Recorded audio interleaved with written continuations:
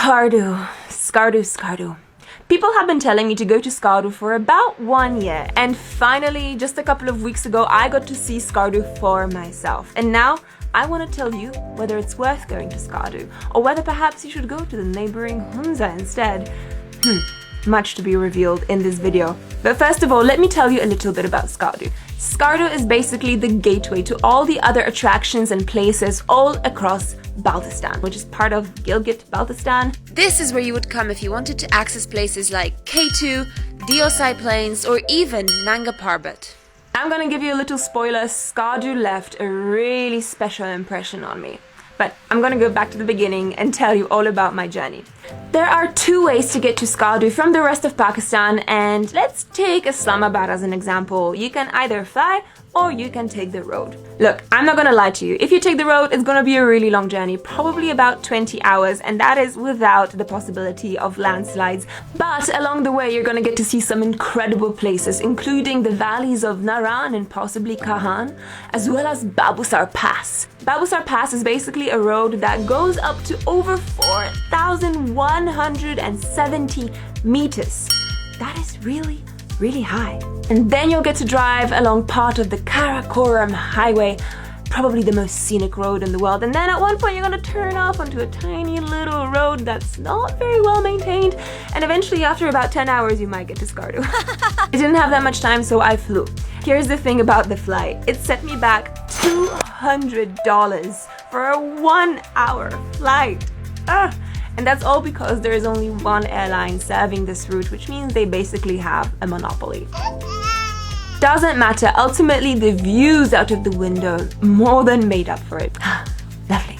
You fly into Skardu among some of the world's most majestic peaks, and you land at what is probably one of the most scenic airports in the world. I am not exaggerating. Our friend Mustafa, that's Mustafa right there, picked us up from the airport in his big 4x4, and that was really the beginning of our Skardu adventure.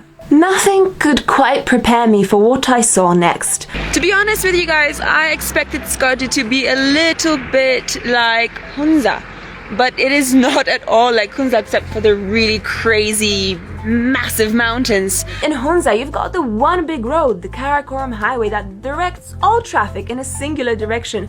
In Skardu, there is no such road. And the blossom comes late in Skardu as well, much later than in Hunza, which means that we had the place all to ourselves. It was practically empty, which was great, but it did have some drawbacks. For example, some places being literally shut down. So this is the famous Lower Kachura Lake in Skardu. The one that you see in all the pictures, the heart-shaped one with the amazing resort. The resort is closed. You just get on with it and you find alternatives. This is Upper Kachura Lake.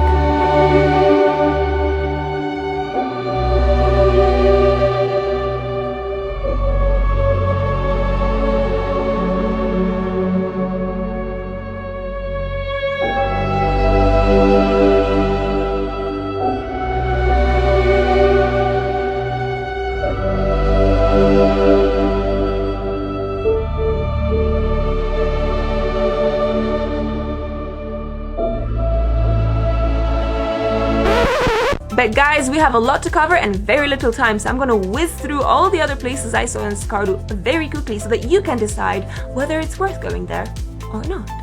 After Upper Kachura Lake, we decided to make our way towards Shigar Fort. On our way to Shigar Fort, out of the corner of my eye, out of the window of the car, I caught a glimpse of a place that looked really quite interesting. So we had to take our 4x4 and drive down this really tiny little dirt track until we got to a place that looked like a pasture in the middle of the mountains, right by a winding blue river.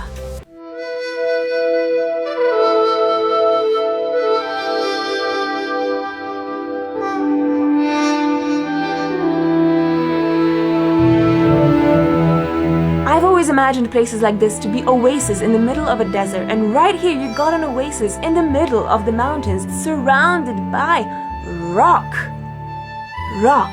Inhospitable, inaccessible rock. And yet, here we are. Anyway, from this green pasture, we continued along our way to Shigar Fort. I had seen pictures of Shigar Fort before, but there's a few things that I only found out once I got there. Shigar Fort is a 17th century fort, which is kind of nestled in the middle of the mountains, and its name apparently translates to rock fort, or the fort on the rock. It was recently restored by the Agahan Foundation, and now there's a really lovely boutique hotel in the fort. So yes, guests can actually stay inside the fort, in the fort rooms. Isn't that cool? But it is quite pricey, so not really for most people's budgets. From Shigar Fort, we continued along the way towards Mantoka Waterfall. It was a good couple of hours before we got there because the road is really quite bumpy, and although the drive is really slow, it is oh so scenic.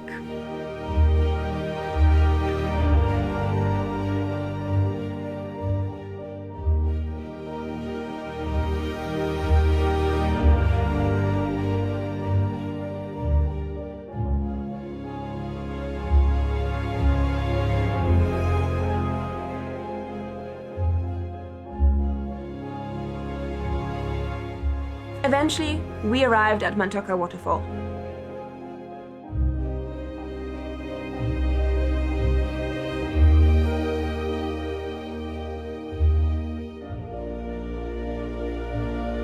It's really pretty, and you can have lunch there. You can have some freshly caught river trout right in the restaurant at Mantoka Waterfall.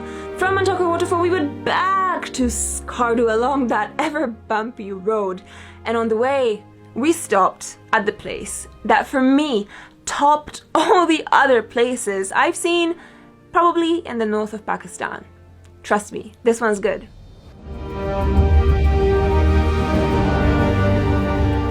Welcome to the Safranga cold desert. This place is an actual desert with sand and sand dunes and all that jazz. But it's not anywhere in the south of the country. It's actually at an elevation of a good couple thousand meters above sea level in the middle of the Karakoram Mountains. Landscapes like this are things that you normally see in like fantasy drawings and fantasy films. It didn't seem real. I could not get my head around the fact that this place is really real. It's right there. The cold desert of Skardu. And by the way, it's not the only one. Okay, there's just one more place that I really want to share with you. And if you are not familiar with the religious history of Pakistan, you're going to be pretty surprised about this one. Because we stumbled upon a place called the Giant Buddha Rock. Yes, this is an actual stone carving that depicts the Buddha. This statue was created in the 9th century. That's about 1200 years ago.